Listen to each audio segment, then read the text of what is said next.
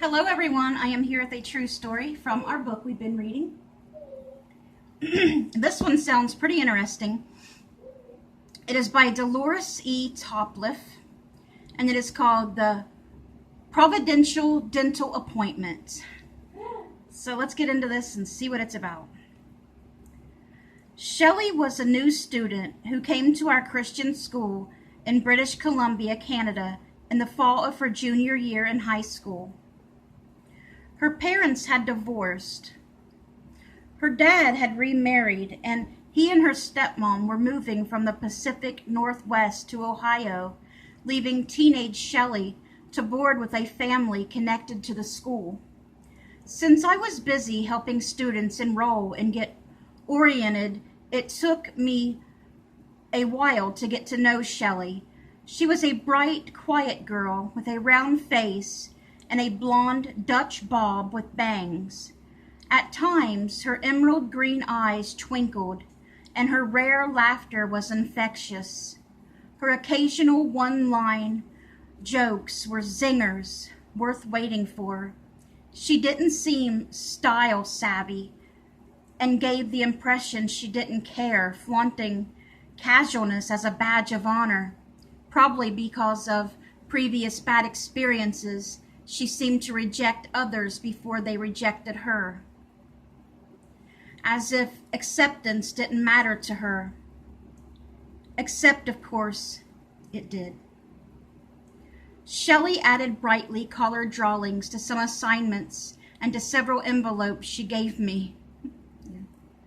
Since my last name is Topliff, and I knitted winter hats for gift shops for extra cash, one envelope showed assorted fun styles of Topliff's top hats, but my favorite showed a wide-eyed blonde girl hiding inside a treasure chest, lifting the lid and climbing out. Oh, cool. I didn't realize at first that the emerging girl was Shelley. I treasured those envelopes. Her humor, shared with individuals, not the whole class, was hilarious, but few got the full picture of her many-faceted personality. Teaching her gave me more glimpses into the real person. She was basically on her own that school year, and we noticed she didn't receive much mail, even though her parents were 2,500 miles away. That's sad. That winter, my home was being remodeled, and while it was being worked on, my son and I stayed in the same home as Shelley did. The house parents were kind, but hadn't yet connected closely with Shelley. I realized I actually had a ringside view of her life through reading her excellent writing and checking her schoolwork. I looked forward to what she would say, write, or do next, and she earned top grades. I understood her, and she knew it. At her age, I had also lived away from home, so I knew from experience that a little love and understanding go a very long way. One day, Shelley got a surprising look at how much God loves her.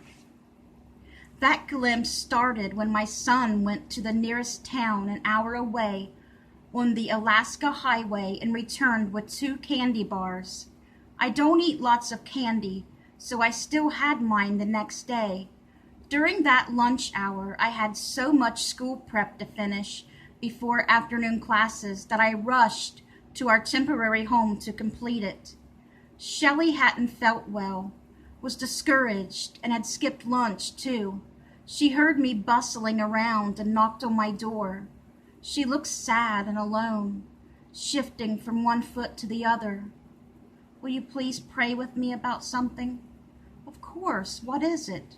"My teeth are hurting, and I'm worried. I've been told my jaw is misaligned, and I need it taken care of, or they'll have to break my jaw to fix it. It gives me tension headaches, and I don't want worse problems. With Dad so far away, I don't know what to do. We don't have dental insurance or money for a visit. Please pray it quits hurting, or that I get money for the dentist so I know I'm okay. This is really bothering me." "I sure will." I patted her shoulder. "I understand why you're concerned. It dawned on me that Shelley hadn't eaten, and I remembered my candy bar. Hey, I know you missed lunch. When my son went to town yesterday, he brought back a candy bar. I'd like you to have it. I held out the treat. Really? Her face brightened. I love those. Thanks. She walked toward her room, unwrapping the candy as she went. Lord, do something special for that girl, I prayed. Minutes later, she knocked on my door again with a worried expression. She held her jaw with one hand and a small object in the other. I think I just broke a tooth. There was a rock in this candy bar. What? A rock? I stared. Oh no, that's terrible. How could that be? But when I looked at what she held in her hand, I thought she was right. It was a small, hard red oval the size of my little fingernail. Where did you find this? Inside the candy bar. When I bit down, my jaw popped.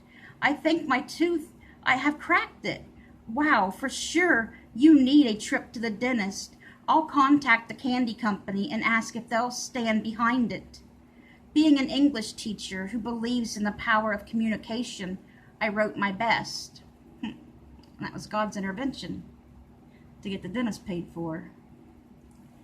Imagine my shock and disappointment when in my role as a high school teacher and assistant administrator, I gave a student one of your candy bars to encourage her, and she bit down on a rock inside, possibly cracking her tooth. I've enclosed the rock. I'm asking you to cover the cost of a basic dental exam, including x-rays if necessary. I signed off with a flourish and sent it off. We soon received this reply.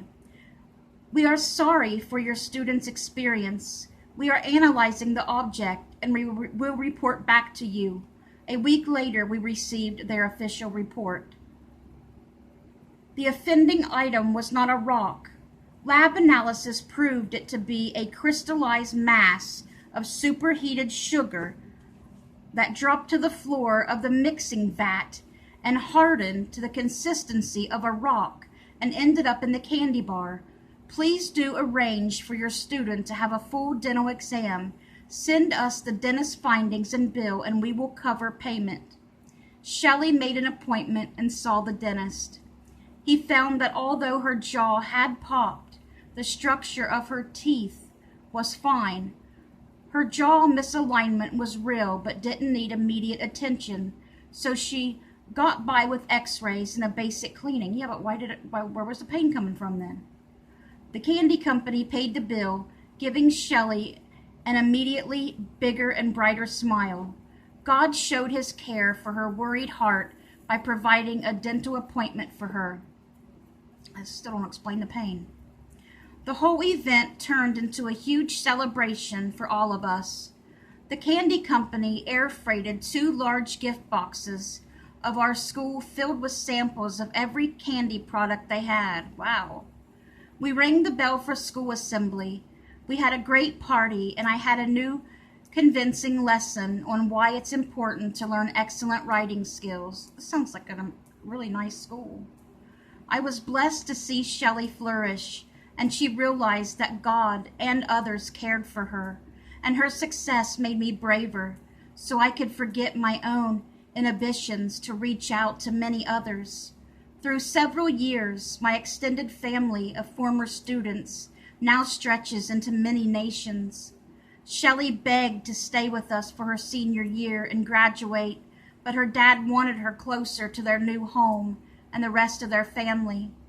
We stayed in touch, and I received more decorated envelopes. When people when people say they doubt God has a sense of humor, I tell them Shelley's story and say that God has a keen one. I know God has a sense of humor too. He does. Shelley met and married Larry, a loving, warm-hearted fellow with his own great sense of humor, and they have 3 great kids. Last Mother's Day, Shelley blessed me with a loving tribute on Facebook. That's sweet. I had a lot of troubles as a teenager, living far from family, and no idea of what home was. Although I longed for it, It hurts to remember that time. I felt isolated, misunderstood. I learned that when you don't appear to be happy, you might as well hang a sign around your neck that says, "Avoid me." Most people felt I was unreachable, but at least one person figured out how to reach me, and she began to show me love. Her love and acceptance had a profound effect, and I believe it saved me.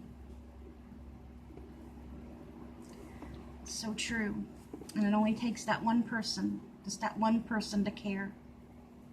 That's why you want to be nice and kind to everybody you meet, because you never know what they are going through.